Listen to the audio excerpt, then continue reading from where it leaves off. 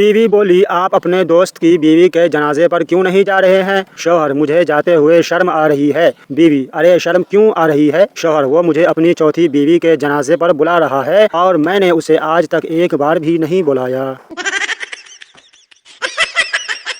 तुम मुझसे मोहब्बत करो या फिर नफरत, दोनों ही मेरे हक में है। अगर तुम मुझसे मोहब्बत करते हो तो 100% मैं तुम्हारे दिल में हूँ, और अगर तुम मुझसे नफरत करते हो तो मैं तुम्हारे दिमाग में तो हूँ ही। डॉक्टर, आपके शौहर ठीक हो सकते हैं अगर आप उनका ख्याल रखें, टेंशन ना दे, लड़ाई ना करे और उनकी खूब खिदमत करे। शौहर ने बीवी से पूछा, क्या कहा डॉक्टर ने? बीवी बोली, डॉक्टर ने जवाब दे दिया है, अब आप नहीं बच सकते हैं।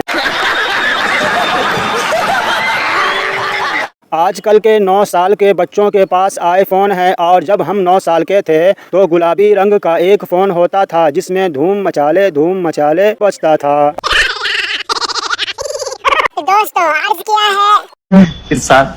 आलू को गाजर से प्यार हो गया, यह सुनकर टमाटर भी लाल हो गया। हरा धनिया और पुदीना खुशी से नाचने लगे, इतने में सालन तैयार हो गया। शौहर ने बीवी का हाल चाल जानने के लिए व्हाट्सएप पर लिखा, कैसा है सरदर्द, पर गलती से टाइप हो गया, कैसी हो सरदर्द। शौहर का ऑफिस ख़त्म हुए 4 घंटे हो गए पर वो आदमी घर नहीं जा रहा है, आपके पास कोई हल है तो बताओ। एक दफ़ा एक बादशाह ने खुशी में सारे कैदी रिहा कर दिए। उन कैदियों में से एक कैदी को देखा जो बहुत बूढ़ा हो चुका था। बादशाह उस बूढ़े कैदी से बोला, तुम कब से कैद हो? बूढ़ा बोला, आपके अब्बा के दौर से। बादशाह की आंखों में आंसू भर आए और हुक्म दिया, इस कैदी को दोबारा कैद कर दो, ये अब्बू जी की निशानी है।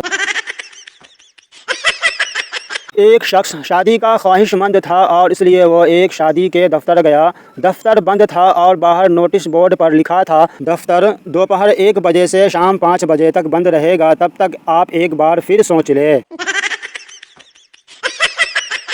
खाना सामने रख कर भी ना खाने वाली और नींद आते हुए भी ना सोने वाली बीमारी कौन सी है? यही जो हाथ में पकड़े हुए हो।